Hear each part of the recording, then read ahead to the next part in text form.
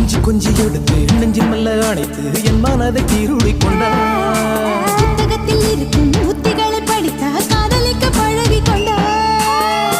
புத்தகத்தில் இல்ல இன்பம் கற்று